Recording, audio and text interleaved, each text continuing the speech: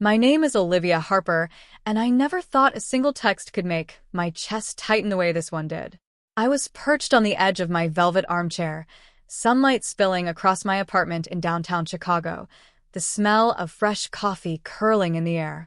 My silk blouse slid softly against my skin, a delicate contrast to the tight knot of anxiety forming in my stomach. The ping of my phone felt like a drum in my ears. The message was from my mother.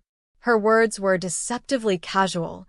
"We need to talk about your wedding plans and your sister's anniversary." Just reading it made my fingers ache from gripping my phone so tightly. Memories I had buried. The wedding she had hijacked, the $73,000 bill I supposedly owed, flooded back. I had worked so hard to build a life where my name wasn't just a footnote in my family's drama. In my office downtown, clients saw Olivia Harper, the composed, confident woman who could negotiate million-dollar deals without breaking a sweat. But here, in the quiet of my apartment, the walls seemed to close in, whispering reminders of a humiliation I'd never properly addressed. I stared out at the city, the skyline sharp and unwavering, and I thought about how I had stayed silent all these years. Pride, yes, but also strategy. I had to survive first. And now, it seemed the past had found me again, buzzing insistently, demanding to be reckoned with. I remember that day like it was etched in ice. I was 26, brimming with excitement, my engagement ring catching every beam of sunlight that filtered through the hotel ballroom windows. I thought it was my day, my wedding. But of course, I was naive. The first hint something was wrong came when I saw the seating chart. My heart stuttered. My parents had combined my wedding with my sister Claire's 15th anniversary. 15 years of her marriage celebrated alongside what was supposed to be the most important day of my life, and I had been given almost no say. The names on the bill confirmed my worst fears. My name alone, written in neat, unapologetic handwriting, shouldering the $73,000 cost. I remember the sharp sting in my throat, the tremble in my hands as I held the invitations. My mother smiled brightly, completely unaware or willfully blind to the humiliation she was orchestrating. My father, ever the quiet enabler, avoided my gaze entirely. I wanted to scream, to demand recognition, but the lump in my throat swallowed my words. I fled to the guest bathroom, my heels clicking sharply against the marble floor, and pressed a hand to the cold sink. My reflection stared back at me, pale, wide-eyed, betrayed. And then, buried in the corner of my purse, I found it, a small silver locket, my grandmother's gift before she passed. Inside was a picture of her, smiling, and a note. "Your worth is never in what they spend on you. Stand tall, Olivia. Stand for yourself." That locket became my anchor. I held it tight, letting her words wrap around me like armor. I realized something vital that day. If I didn't claim my independence now, I might never have the chance. That day, amidst the glittering chaos of chandeliers and forced smiles, I made a quiet vow. One day, I would build a life where my value wasn't measured in family expectations, where my name was my own, and no one else's greed or neglect could dictate it. I left the ballroom before the cake was cut. I left without fanfare, without explanation. The sting of rejection and the humiliation lingered, but for the first time, I felt a flicker of control, a tiny spark that, years later, would become the fire that powered my independence. Leaving that ballroom was the first step into a world I didn't yet understand, but I knew I had to claim it. I rented a small apartment in Chicago, the kind with creaking floors and peeling paint, and threw myself into work. I started freelancing for a boutique marketing firm, pitching ideas at first that barely got noticed. I remember the sting of rejection emails, the nights I stayed awake until 2 a.m., staring at my laptop, feeling both exhausted and exhilarated. It was during one of those long nights that I met Margaret, a senior executive at a renowned PR firm. She had a sharp eye for talent and an even sharper wit. When I nervously pitched a small campaign idea, she didn't dismiss me. Instead, she said, "Olivia, you see things differently. Don't let anyone convince you otherwise." Her words, so simple and unassuming, were transformative. She became a mentor, guiding me through the labyrinth of corporate politics, client acquisition, and self-belief. The early days were brutal. I juggled multiple clients, made endless calls, and learned the art of negotiation from scratch. My hands ached from typing, my eyes burned from late-night spreadsheets, and my confidence wavered daily. There were moments I doubted if I had the right to carve out this life for myself, but I kept looking at that silver locket tucked in my jewelry box, feeling my grandmother's encouragement whispering in my ear. Then came the small victories that mattered more than any paycheck. My first major client, a mid-sized tech startup, signed a deal based entirely on my strategy. I remember the feeling of validation, a quiet rush of triumph that I allowed myself to savor in the empty office at 11 p.m. My first profitable project followed, then another. Slowly, invisibly, I was building a life that no one in my family could touch or define. And I kept it hidden. Social media only showed curated snippets, smiling coffee selfies, generic career updates, but never the truth, that I was building an empire, one step at a time, fueled by resilience and the quiet defiance that had begun the night I left my wedding. My independence became a secret armor, and I wore it like a second skin. By the time I was 30, I had my own firm, a thriving client list, and enough financial independence to laugh at the old humiliation. I didn't rub it in, I didn't need to. The power lay in my choice to live unapologetically for myself. Every late-night struggle, every early morning of uncertainty, every whisper of doubt had culminated in a reality my parents couldn't have imagined. I had survived the betrayal.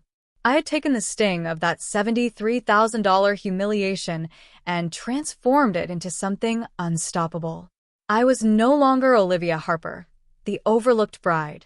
I was Olivia Harper, the woman who could stand tall in any boardroom, any city, anywhere, and no one would ever have the power to define my worth again. It was a crisp Saturday morning when the knock came.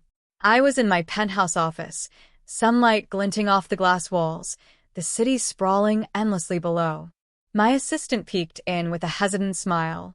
"Your parents are here, and your sister." I let them in. Claire looked radiant, her laughter effortless, but her eyes betrayed the faintest curiosity, like a cat finally noticing the new furniture in the room. My parents followed, their smiles practiced but uneven, the subtle tension between guilt and expectation barely contained. I gestured toward the space. "Welcome," I said, voice steady. The office was everything my past self could never have imagined: polished marble floors, walls lined with abstract art I'd personally curated, and sleek oak shelves filled with books I had poured years into collecting. My desk held personal touches: a framed photo of my grandmother, the silver locket on display, a small succulent I'd grown from a cutting I'd saved for my first apartment. Every item told a story of struggle, perseverance, and triumph. They looked around in silence. The air buzzed with unspoken questions. Finally, my mother cleared her throat. "Olivia, we didn't expect this." I smiled softly, allowing the weight of my presence to speak before I did. "Let me clarify something," I began. "That wedding, the $73,000 bill you placed solely in my name? I've long since moved past the humiliation.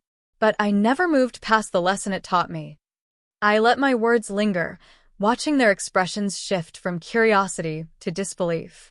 I walked them around the office, pointing out my accomplishments without a hint of arrogance: the framed contracts from major clients, awards recognizing my company's innovative campaigns, and photos from international conferences where I had spoken as a keynote. Each detail was a testament to the quiet nights, the relentless work, the sacrifices no one had witnessed. "And this," I said, holding up my grandmother's silver locket, "was the spark that started it all. She reminded me that my worth isn't measured by anyone else's expectations or their spending." And I took that lesson seriously. Claire's jaw tightened, eyes wide. "You did all this?" Her voice trembled, equal parts awe and shame. My father's hand tightened on his jacket. My mother's lips pressed into a thin line, guilt settling into her posture like a heavy coat. They had expected a timid woman, Maybe someone struggling to make her mark, not a confident, accomplished force who had built her own empire from scratch. I let the silence stretch. Let them take in the truth that their daughter, the one they had thought would crumble, had not only survived, but thrived. That I had claimed my name, my life, and my destiny. Finally, I spoke again. Everything you assumed about me, weakness, dependency, it's not who I am. And now you're here. So you get to see the real Olivia Harper. The one who doesn't just survive, she flourishes. Their disbelief was palpable, a tangible tension in the air. They were forced to confront their underestimation, their oversight, and the consequences of treating my independence as negotiable.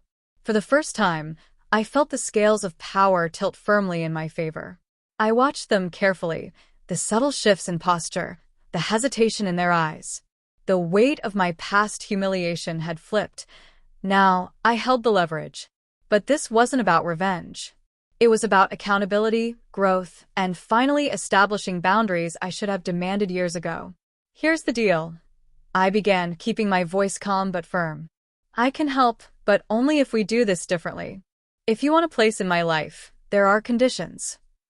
My parents exchanged glances, and Claire looked uncertain, like she wasn't sure whether to run or listen. I let the pause stretch. It was their choice. First, I said, honesty. No more sidelining me. No more assuming I'll cover for mistakes or costs without consent. Transparency is non-negotiable. My mother's lips pressed together. Guilt was evident, but I didn't soften. Second, I continued, looking at Claire. You need to claim your own life, your own achievements, without riding on anyone else's. You're capable, but you've let complacency and approval dictate your choices. That ends now. Claire nodded slowly, eyes downcast. I turned to my father. And you need to stop excusing behaviors that hurt others. Authority without empathy is useless, and your silence in the past contributed to this. His jaw tightened. I paused, letting each condition settle. Then I smiled, the warmth genuine. This isn't punishment.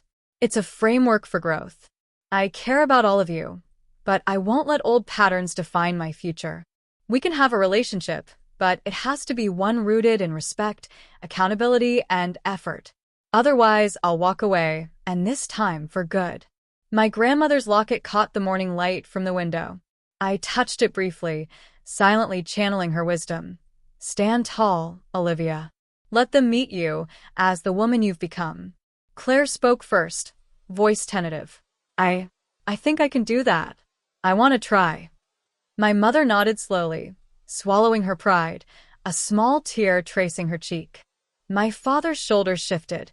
He looked older somehow, recognizing the moment he had missed so many years ago. It wasn't instant transformation. I knew that. But the shift in power had changed the dynamic entirely.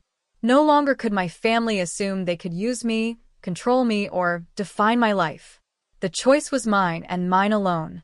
For the first time in years, I felt the relief of breathing freely in a room where I was no longer invisible.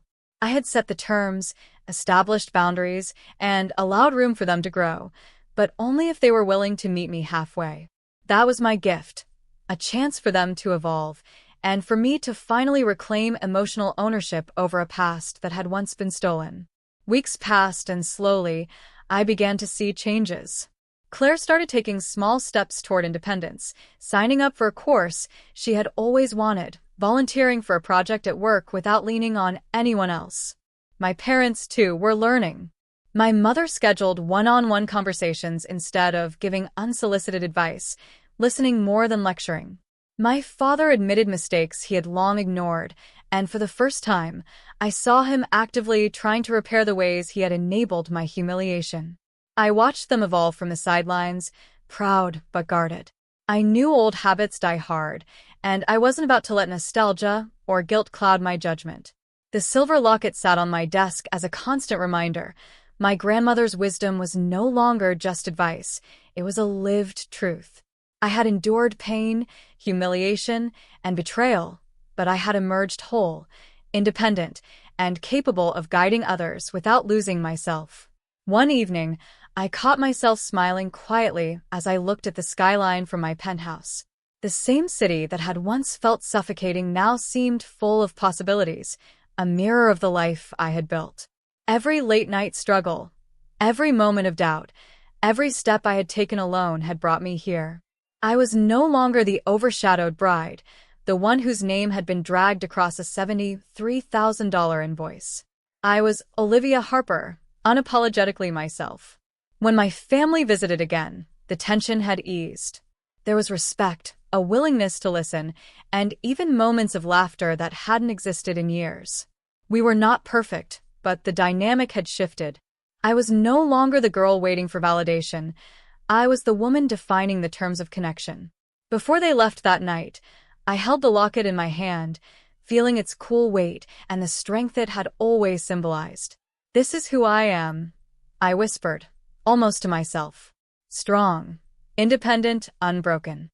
I placed it back on my desk and stepped back, letting them take in the life I had built, a life they could witness, but never claim. And in that quiet, I realized the ultimate truth. Independence is not just about wealth, success, or recognition. It's about reclaiming your story, your choices, and your dignity. And in that moment, I knew I had done exactly that. I smiled one last time, looking out over the city that had become my kingdom. This is my life, on my terms,